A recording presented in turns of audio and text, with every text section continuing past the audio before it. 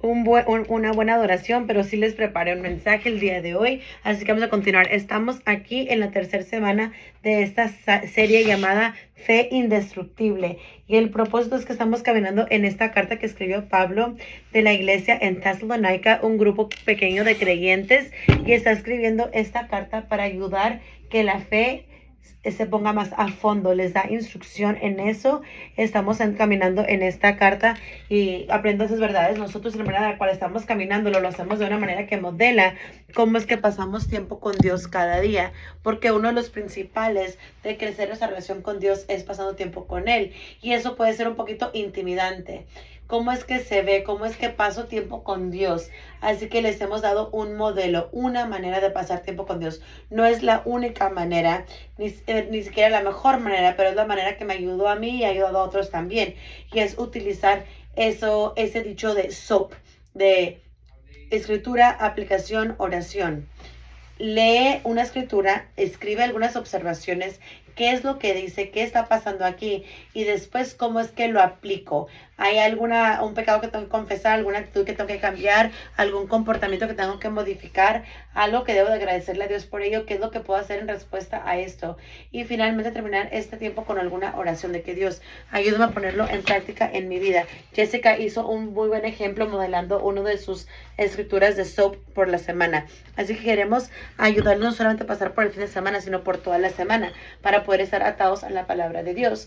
Hoy vamos a continuar eso, tenemos una semana más en esta serie, así que vamos a pasar una semana más en esto. Por ahorita vamos a entrar en esta escritura, y si quieres abrir tu aplicación de Palm Valley, tenemos las notas ahí, la escritura que veremos también, como algunas observaciones y pensamientos que podemos llevarnos. Si quieren abrir su Biblia, estamos en 1 Tesalonicenses capítulo 3 en el verso 11.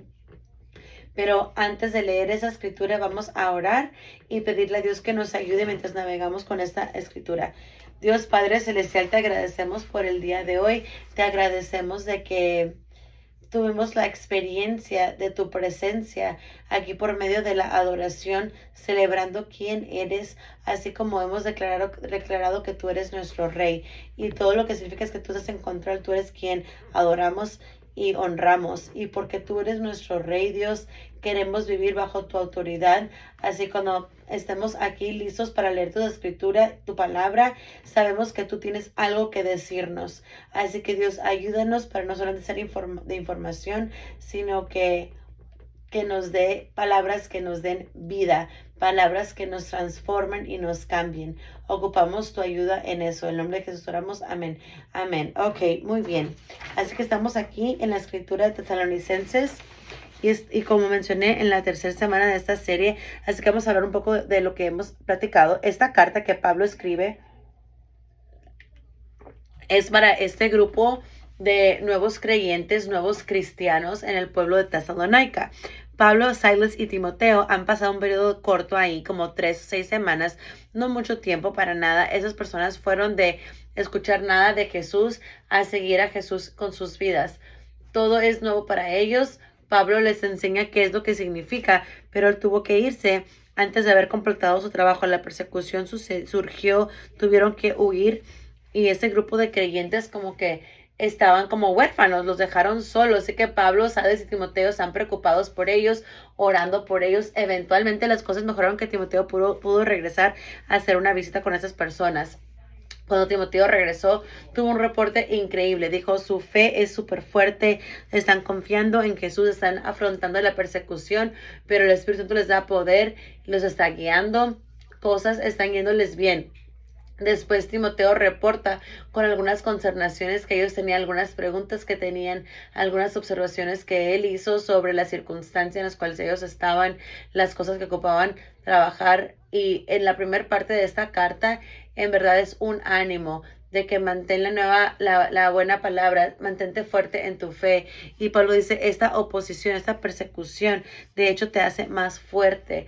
Pero ahora vamos a leer verso 11 aquí, y va a ser una transición, es como una oración que Pablo ora para la gente, y después de esto Pablo comienza a hablar con sobre las consternaciones que están afrontando, las correcciones que ocupan afrontar, así que se van de ánimo a decir, ok, hay algunas cosas que tenemos que trabajar.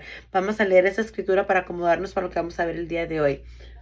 Pablo dice lo siguiente, dice que Dios nuestro Padre y nuestro Señor Jesús nos lleven muy pronto a verlos a ustedes y que el Señor haga crecer y sobreabundar el amor que tienen unos por otros y por toda la gente, tanto como sobreabunda nuestro amor por ustedes. Que Él como resultado fortalezca su corazón para que esté sin culpa y sea santo al estar ustedes delante de Dios nuestro Padre cuando nuestro Señor Jesús regrese con todo su pueblo santo. Amén.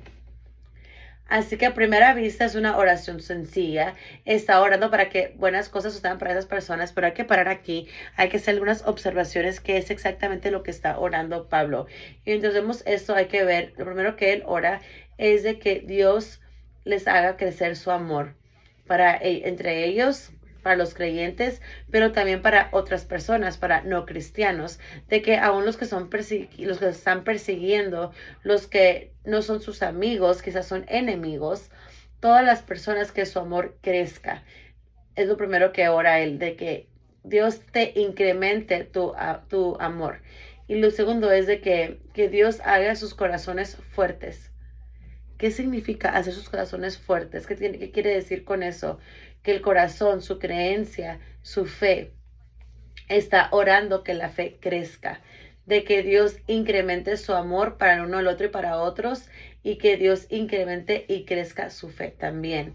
Y lo último que él ora y pide es de que como resultado que haga tus corazones fuertes, sin culpabilidad y santo. ¿Qué significa sin culpabilidad y santo? Significa alineado, que no tengas culpabilidades, ninguna fallas, de que seas obediente con Dios, que hagas las cosas que Dios quiere que hagas, que vivas entre medio de sus límites. Esencialmente, Él está hablando sobre la obediencia, de que sigas los mandamientos de Dios. Así que esta oración, tres cosas: que el amor crezca, que tu fe crezca y que tú seas sin culpa y seas obediente a Dios. Así que cuando vemos una escritura aquí, esas son las observaciones, lo que dice la escritura. Ahora, ¿a dónde vamos con esto? ¿Qué queremos aplicar a nuestras vidas?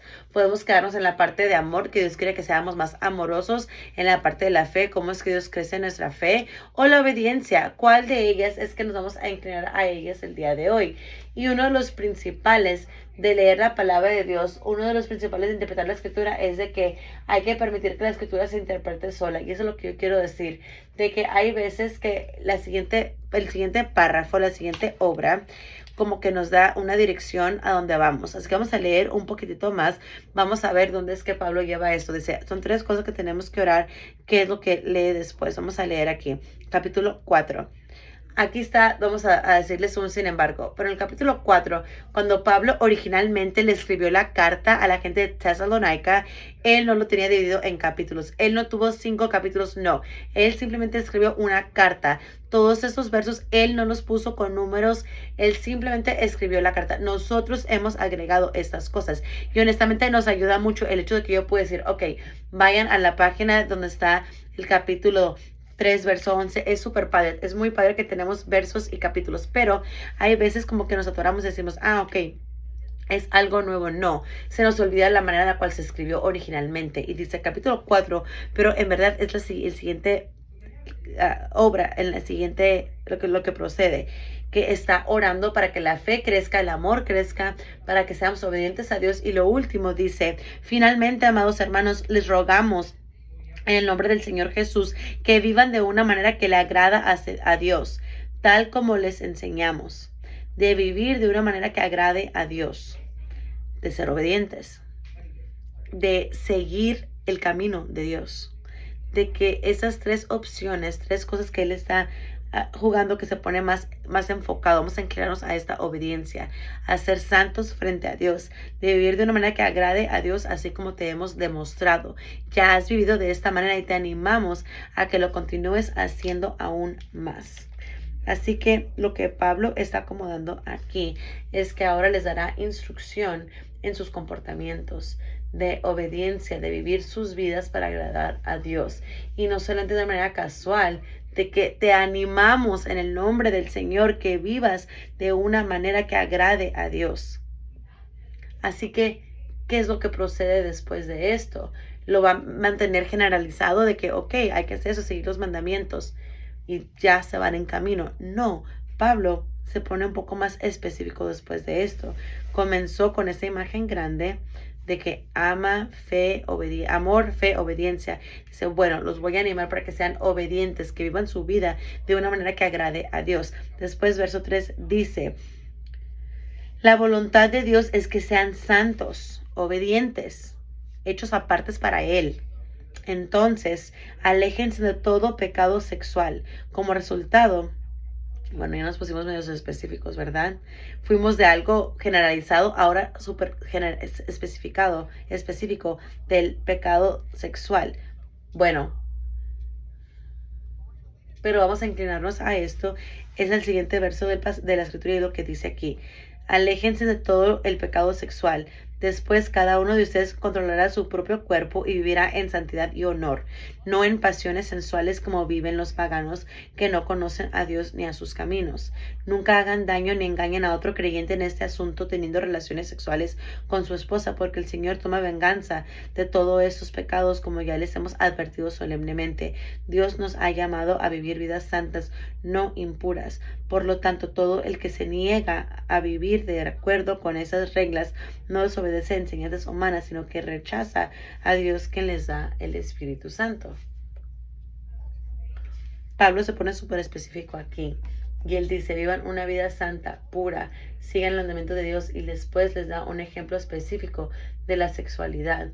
Y dice, tienen que vivir en los límites de Dios para la sexualidad. Es súper sencillo, de que no debes de tener relaciones sexuales con quien no debes salir y tener relaciones con la esposa de otro, de que Dios ha creado el sexo en un matrimonio. Al principio, cuando Él creó al hombre y a la mujer, Él hizo esta institución del matrimonio y después el sexo está entre medio de estos límites. Y como estamos fuera de estos límites, causa muchos problemas, causa las lastimaduras, causa problemas y les advierte, aléjense y manténganse entre medio de estos límites. Y mientras leemos esto aquí, la primera pregunta es, bueno, ¿eso es todo cuando hablamos de ser santos y puros? ¿Se trata solamente de la sexualidad? No, claro que no, no más es esta cosa sola. Así que, ¿por qué es que trae esto entonces? ¿Por qué es que trae este límite?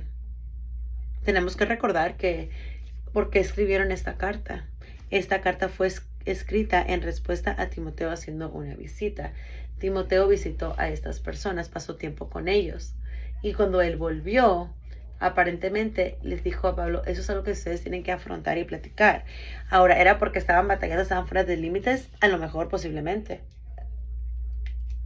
Es por esta cultura específica a la cual pertenecen y tienen una vista diferente de la sexualidad, de otro límite diferente. Hay una tentación para esas personas, una advertencia. A lo mejor es un poquito de las dos cosas. Timoteo viene de vuelta y dice, esa es una área que ocupa más instrucción. Y Pablo recuerda, ok, este es el límite. No debes de seguir culturas porque ellos vivieron en una cultura pagana, romana, y tuvieron una vista casual del sexo. Sí, tenían el matrimonio, pero eso no era un límite. Podrían utilizarla como ellos gusten y entregar a sus deseos. Y es porque el resto del mundo lo haga, no significa que es correcto ni el estándar de Dios. El estándar de Dios está hecho aparte. Hay que vivir en esos límites. Haz lo que Dios nos ha llamado a hacer. Hay que ser santos y hechos aparte. Es fácil de entregar. Algunas de esas personas, hay que ser honesto, han sido cristianos, seguidores de Jesús, por quizás un año, para el tiempo que Timoteo regrese, quizás 2 años. Ellos vivieron una porción de su vida en este estilo de vida. Ellos vivieron en esta cultura, de que ahora pueden hacer esta corrección.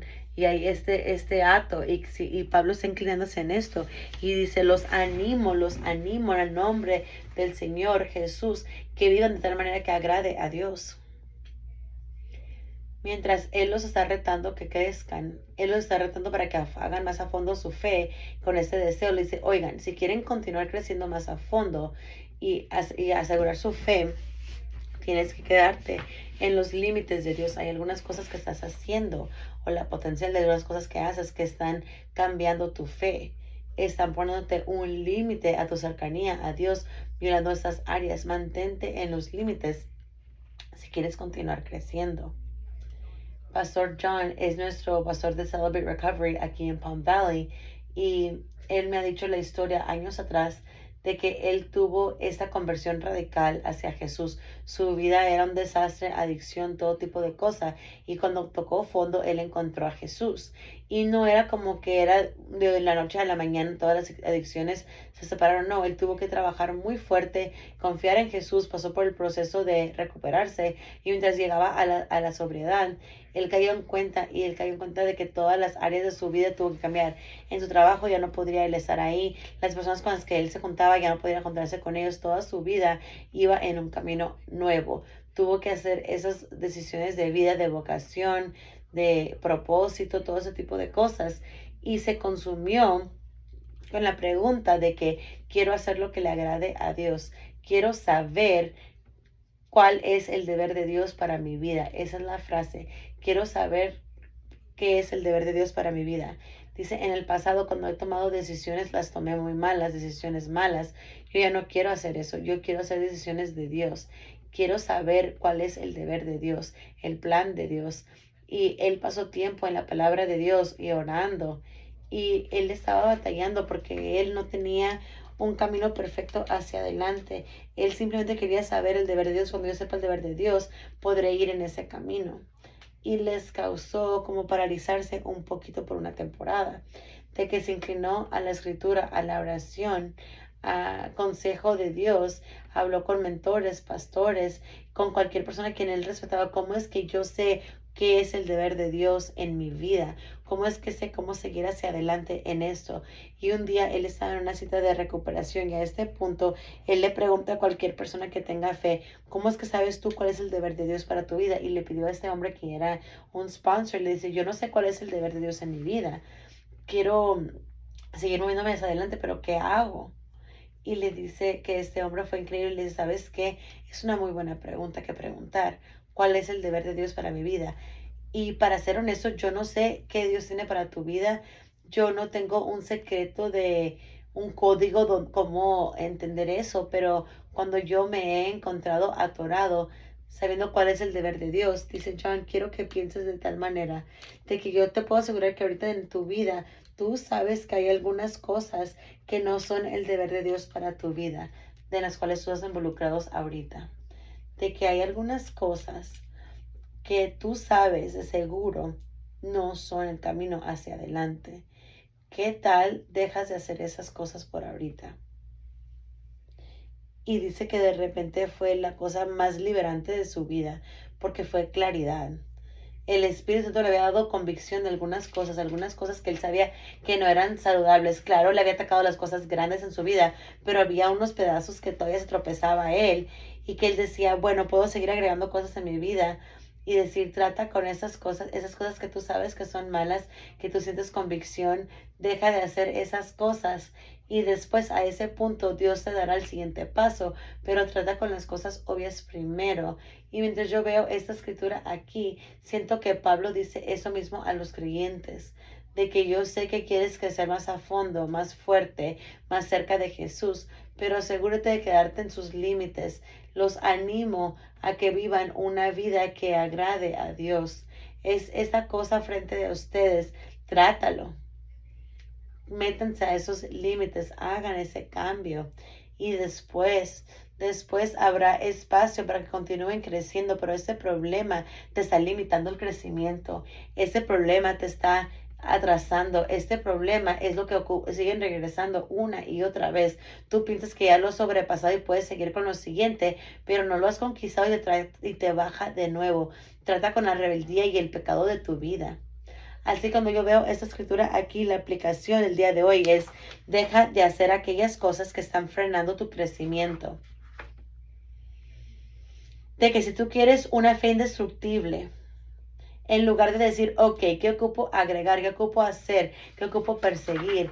¿Qué tal ves las cosas que están enfrente de ustedes, que tú sabes que están mal, que tú sabes que no son parte del plan de Dios, que no están en los límites de Dios, y deja de hacer esas cosas?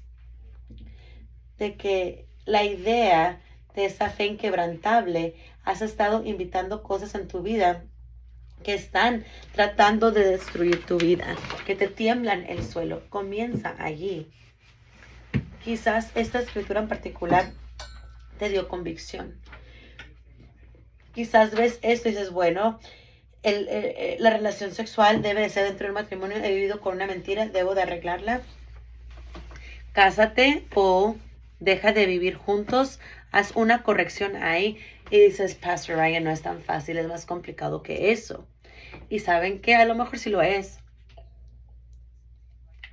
Porque si lo fuera fácil, lo hubiéramos hecho correcto desde el principio. No es la primera vez que sientes convicción de algo. Tienes algo que ocupas corregir y dices, bueno, yo sé que es difícil. Pero no nomás porque es difícil, no significa que no debemos honrar a Dios con ello. ¿Cuál es tu cosa? Así es como trabaja el Espíritu Santo. De que dice, yo no tengo que traer cada pecado en este momento. De que literalmente en cuanto yo dije, dejen de hacer las cosas que están cambiando su crecimiento, algo surgió en sus mentes. No era yo. No era algo que encontramos en el aire. Fue el Espíritu Santo. El Espíritu Santo nos da convicción. Y de hecho, eso es lo que dice aquí. Dice, entonces, quien no quiere vivir por esas reglas, no está desobedeciendo las enseñanzas humanas, sino que está negando a Dios que nos da su Espíritu Santo. Dice, yo no les traigo solamente mi opinión, no les digo solamente lo que yo pienso que es correcto. Yo les pongo el estándar de Dios y el Espíritu nos va a dar convicción y nos va a acomodar a nuestro siguiente paso correcto. Vamos a permitir que Dios sea Dios en esto y vamos a tratar el problema de que, ok, ¿dónde nos lleva Dios? ¿Cuál paso de obediencia vamos a tomar? Y mi reto es de que estés sentado ahí y dices, wow, son como 5 o 6 de ellos. Elige uno, un solo pecado, porque si sales de aquí con 5 cosas que vas a cambiar, te puedo asegurar que no vas a cambiarlos. Una cosa, habla sobre una cosa a la vez. ¿Qué es lo que Dios quiere que trates el día de hoy? ¿Cuál es esa rebeldía en tu vida que surge una y otra vez? Los reto de que quizás ese ha sido el límite de su crecimiento, de que se frustran, sigues cayendo en tu fe, no sientes que puedes llegar más a fondo. Trata con ese problema. Les ruego en el nombre de nuestro Señor que vivan sus vidas, que sean honrantes hacia Él. Y vamos a leer aquí lo que Pablo dice como resultado. Verso 11 dice, pónganse como objetivo vivir una vida tranquila, ocúpense. La palabra aquí dice en griego, es mejor traducida como la palabra aspirar, de que es como que a completar, alcanzar esta idea grandiosa de capturar algo súper grande. Cuando pensamos en la cultura romana, se trata sobre más y más. Vamos a tomar aquí este imperio más adelante. Vamos a agarrar más riquezas, más poder, más influencia del reino hasta el individual. Todo se trata sobre alcanzar, todas sobre esas metas grandiosas. Y Pablo dice, bueno, haz una de esas metas grandiosas. En verdad, métete aquí a fondo y para alcanzar a vivir una vida tranquila. Que esa primera palabra como que están armando para algo, dice, una vida callada. No se escucha como que algo grandioso. No sé, ¿cómo es que vivir una vida callada? Y dicen, háganlo su meta para vivir una vida calmada, metiéndose en sus propios problemas y trabajando con sus propias manos, como le hemos dado instrucción antes. Y después los que no son creyentes van a respetar la manera en que ustedes viven y ustedes no tendrán que depender de otros. En una meta, no te ocupas una meta grande para vivir una vida calmada, pero para ser honesta, para vivir una vida calmada, meterte en tus propios problemas y no en los de los demás, y meterte y trabajar con tus manos, hacer lo que Dios te ha mandado hacer, eres productivo con tu vida. Eso se escucha súper bueno, ¿no? Se escucha como que súper pacífico. Que cuando mi cabeza cae en la almohada, yo no quiero estar preocupado sobre problemas de otras personas. Yo quiero tener una vida calmada, tener esta calma, sabiendo que yo me fui a acostar haciendo lo que Dios me ha llamado a hacer. He sido productivo, he sido su trabajo. Esa es la vida que queremos. Y lo que Pablo dice es de que ese es el resultado de quedarse en el límite de Dios. Vamos a dar aquí otro ejemplo. Vamos a salir fuera de esta área del pecado sexual y hablar de otro. Vamos a hablar sobre mentir. Un mandamiento súper claro de parte de Dios, de que no debes mentir. No debe mentir. Sin mentir. Di la verdad. Cuando salimos fuera de este límite, tienes una dificultad diciendo la verdad. Vas al trabajo y llegas 15 minutos tarde y dices una historia de que estoy tarde porque pasó esto y lo otro, y tienes esa historia y como que continúas con el resto de tu día. Y después el proyecto procede y no es exactamente con todas las metas, pero tienes una historia para eso, de por qué sucedió, y son mentiritas pequeñas, estirando la verdad un poco, quizás vienen de la nada, pero estás armando esas historias para alcanzar tu día. Después llegas a casa y estás doblando la verdad con tu pareja. ¿Dónde estabas en ese tiempo? Yo tenía otra historia para eso. El por qué llegué tarde, el por qué no estaba donde yo dije que iba a estar. Y después otra historia por qué la cuenta está un poquito más baja, que porque gasté dinero en eso o en lo otro. Y es constantemente haciendo estas mentiras para minimizar las consecuencias. Y cuando vas a tu casa a dormir, todo como que se estrella. Esa es una vida de caos, porque tus mentiras de tu vida es más complicada, es más estresante, no es pacífica, y estás constantemente intentando mantener esas historias rectas. Vas a una cena y te esperan antes de que esas personas no vengan, porque sabes que les has dado mentiras opuestas. Esas dos personas no se pueden platicar porque si no me van a descubrir mi mentira. Esa es una vida de estrés y ansiedad y preocupación. Y Dios dice, no debe de ser de esta manera. Si sencillamente dijeras la verdad, quizás sea incómodo en ese momento, tengas que afrontar consecuencias, pero el resultado de plazo largo es caos en tu vida. La manera de Dios es mejor. Él quiere protegernos. Si tú vives en estos límites, tu vida es mejor, es más pasiva, menos complicada, más llena de propósito. Pero tu cabeza pega en la almohada en la noche, el descanso viene fácil. Y aquí está lo que está diciendo, de que si el resultado de seguir el mandamiento de Dios es de que vives una vida callada, metiendo tus propios problemas, trabajando con tus manos, así como te hemos dado la instrucción, después aquellos que no son creyentes respetarán la manera en que ustedes viven y ustedes no tendrán que depender de otros. Esos nuevos creyentes Tesalónica, cuando ellos comenzaron a seguir a Jesús, ellos cambiaron ciertos comportamientos. Ellos ya no iban a los festivales, a los lugares paganos, ya no salían de sus relaciones para gratificación sexual, ya no hacían ciertos comportamientos. Y para ser honesto, la respuesta de la cultura es que, ay, qué raros.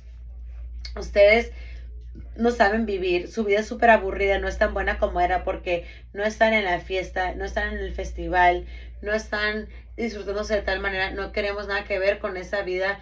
De hecho, vamos a perseguirlos porque son una bola de raros. No queremos nada que ver con ustedes.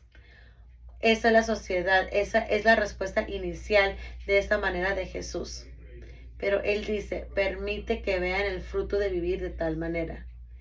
No estén tan concernados con decirle a la cultura lo que deben de empezar y no empezar a hacer. Vean que ellos vean la vida pacífica que tú vives, la vida de propósito que tú estás viviendo. Y cuando ellos vean eso, cuando vean la manera que estás viviendo, dice, entonces las personas quienes no son creyentes van a respetar la manera de la cual tú vives. Porque todo mundo quiere paz. Todo el mundo quiere armonía en sus relaciones.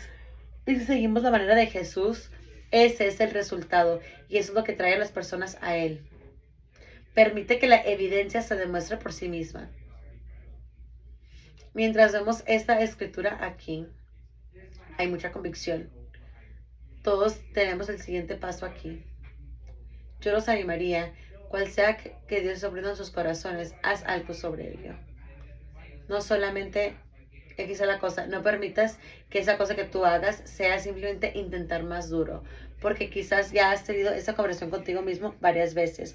Voy a intentar más duro, voy a inclinarme un poquito más. Los animaría que invites a otra persona en ello. Tú estás lo suficiente enfermo de que tan fondo se estén tus secretos. Ayuda a que alguien más te ayude. Dile, ¿sabes que estoy batallando con esto?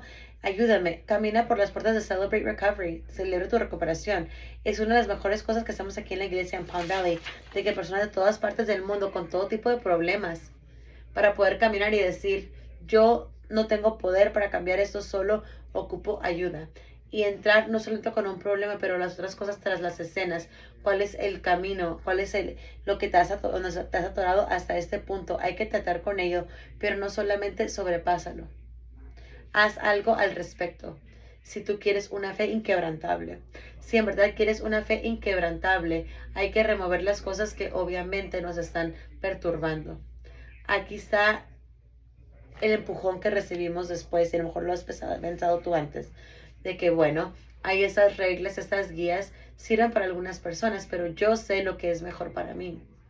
Yo sé lo que me hace a mí feliz. Yo sé con lo que yo puedo tratar. Yo sé con lo que puedo manejar en la vida y yo sé lo que es mejor para mí. En verdad es un pensamiento súper común. De hecho, es ese pensamiento que nos metió en ese problema desde el principio. Vamos al principio de la Biblia. Tenemos a Dios acomodando a Adán y Eva en este jardín y les da libertad. Pueden hacer lo que ustedes gusten, excepto una cosa. No coman del árbol de la sabiduría del bueno y del mal, porque si lo haces, morirás. Él no le dice todos los castigos, todos los detalles. Simplemente no cruces este límite. ¿Y qué sucedió? Adán y Eva fueron tentados y llegaron al lugar donde ellos decidieron, ¿sabes qué? Yo sé lo que es mejor para mí. Dios está intentando de mantener algo bueno alejado de mí, que mi vida será mejor si yo cruzo este límite en lugar de confiar este límite de Dios. Y tomaron la fruta, se la comieron, esencialmente temblando el puño a Dios, diciéndole, yo sé lo que es mejor para mí. Y el resultado de ese pecado, esa rebeldía, fue separación de Dios, de que tiene el Dios es perfecto y santo y no puede asociarse con el pecado. Y se escucha medio brusco, simplemente una equivocación, un error, una rebeldía y se derrumbó esa relación. Sí, un pecado, un error, una rebeldía nos separa de un Dios perfecto y santo. Simplemente el viernes a la noche mi hijo Isaac hizo un platillo, es muy bueno para cocinar, olía increíble, todos estábamos emocionados. Y curry, el chicken curry con papas y zanahorias, todas estas cosas, los puso en la mesa. Él no hizo eso, pero imagínense, pone la comida y hubiera dicho, papá, antes de comerlo te quiero decir que yo escupí en ello. No lo hizo, pero imagínense, qué asco, ¿no? Asqueroso. No voy a comerme eso, pero dice, papá, no te preocupes. Después de que escupí, le agregué más zanahoria y más papa. Le puse más especies ahí, más agua, lo diluí un poco, así que no pasa nada, ¿verdad, papá? No, claro que no, no me importa qué tanta zanahoria le agregues, cuántas papas, cuánta agua, cuánto lo diluyas. Yo no me voy a comer esa comida con tu saliva ahí adentro. Un pecado nos separa de Dios.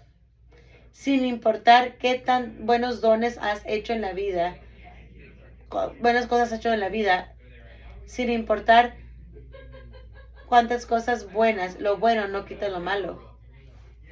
Un pecado es todo lo que nos toma para separarnos y escupió ahí. Están separados y no hay nada que podamos hacer para remover ese pecado de nuestras vidas. El pecado nos separa de un Dios perfecto y santo. Por eso es que Jesús vino.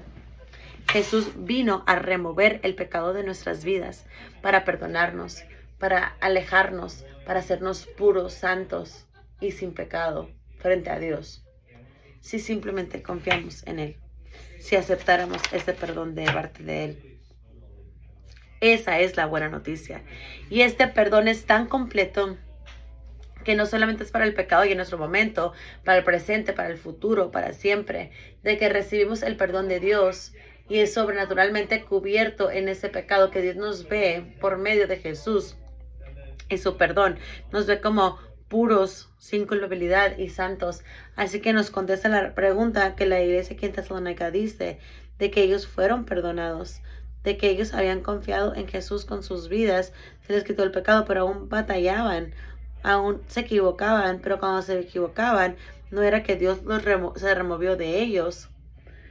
El pecar no significa que después de que recibes el perdón de Dios, que esa relación se ha roto, pero lo hace un poquito más lastimada. De mantenernos en los límites de Dios es la mejor manera de vivir la vida, de que somos obedientes, no para ganarnos el perdón de Dios, pero porque somos gente perdonada, que queremos estar en relación con Dios y seguimos los mandamientos, vivimos en sus límites, porque es agradante a Él.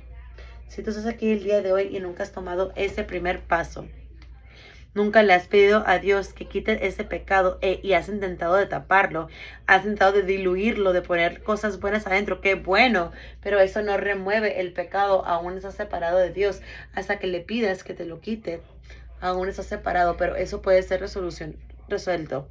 Inclinen sus cabezas y cierren sus ojos. Quizás oras algo como esto: Dios, gracias por amarme. Dios, admito que he pecado, que he salido fuera de los límites y ocupo de tu perdón. No puedo deshacerme de este pecado en mi vida. Yo sé que nos está separando. Quiero tener una relación contigo, quiero pasar la eternidad contigo. Así que Dios, por medio de la fe, recibo ese perdón. Y pido que me quites el pecado. No porque yo me lo merezca, no porque me lo haya ganado, sino porque yo sé que tú me amas y pagaste el penal por mí. Así que Dios, recibo ese regalo y quiero seguirte de ese punto en adelante. Sé que eso significa muchos cambios en mi vida, cosas que yo sé que tengo que cambiar inmediatamente, cosas que tú me revelarás en el futuro, pero Dios, confío en ti que me guíes a ese punto en adelante. Estoy siguiéndote de ese punto en adelante. En el nombre de Jesús oramos. Amén. Amén. Espero que todos tengan un buen resto del día. Y si oraron esa oración el día de hoy para tomar esa relación con Dios, nos encantaría que vengan a nuestro lado como una iglesia familiar, que nos darles una Biblia y hablar sobre los siguientes pasos. Ninguna presión, pero simplemente queremos ayudarles mientras crezcan. Llenen la tarjeta de punto de conexión. Ahí está digitalmente también y les daremos esta información esta semana. Si quieres hablar con alguien antes de irte, para en el punto de conexión y habla con alguien en línea. Si ves en línea, nos encantaría darte esa información antes de que se vayan el día de hoy.